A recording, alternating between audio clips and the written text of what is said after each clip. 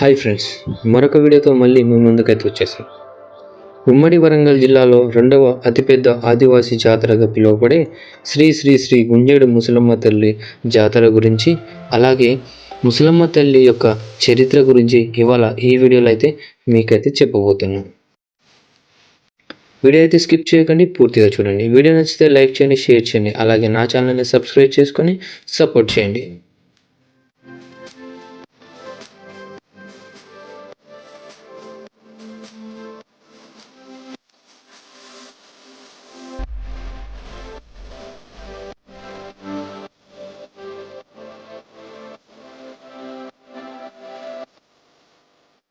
పన్నెండవ శతాబ్దంలో ఛత్తీస్గఢ్లోని బస్తర్ అనే ప్రాంతం నుండి గుంజేడుకు ముసలమ్మ వలస వచ్చిందని, ఆ సమయంలో కొందరు దొంగలు ముసలమ్మ కుటుంబం మీద దాడి చేసి ధన సంపదను దోచుకోవడానికి ప్రయత్నించారని, ఆ గొడవల్లో దొంగలు ముసలమ్మ చెల్లి అయినటువంటి ముత్యాలమ్మ ముక్కు చెవులు కోసేశారని, అది చూసి ఆగ్రహించిన ముసలమ్మ దొంగలను మట్టుపెట్టి గుంజేడు అడవుల్లో అదృశ్యమైందని ఇక్కడి ప్రజలు చెప్తుంటారు.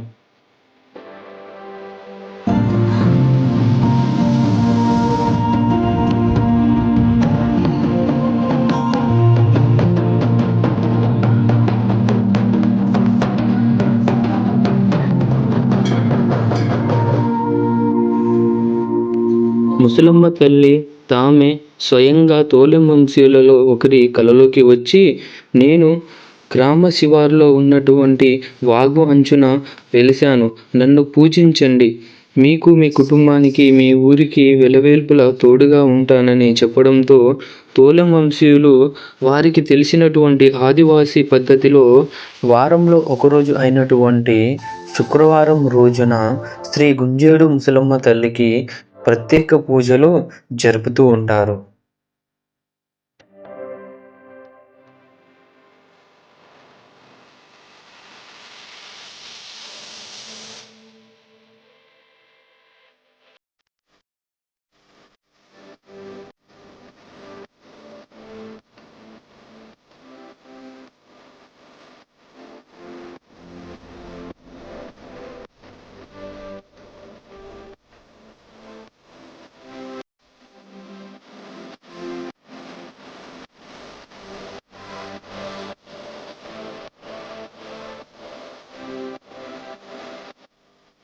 భక్తుల కోరికలు తీరుస్తూ భక్తుల పేరిట కొంగు బంగారమై నిలుస్తుందని గుడిని సందర్శిస్తున్నటువంటి భక్తులు చెప్తున్నారు.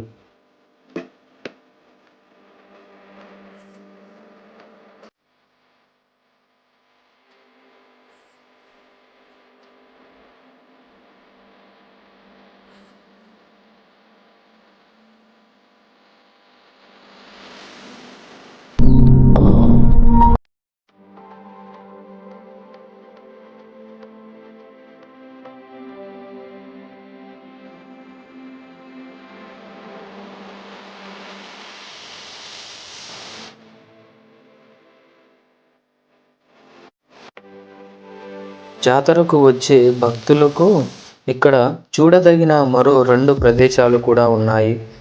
ఈ గుడికి 2 వైపులా 15 కిలోమీటర్ల దూరంలో ఒకవైపు పాకాల సరస్సు,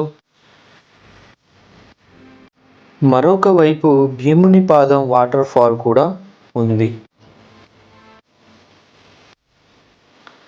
ఈ వీడియో అయితే మీకు నచ్చిందని అనుకుంటున్నాను. ఇలాంటి మరిన్ని ఆసక్తికరమైన వీడియోల కోసం నా ఛానల్ని అయితే ఫాలో చేయండి.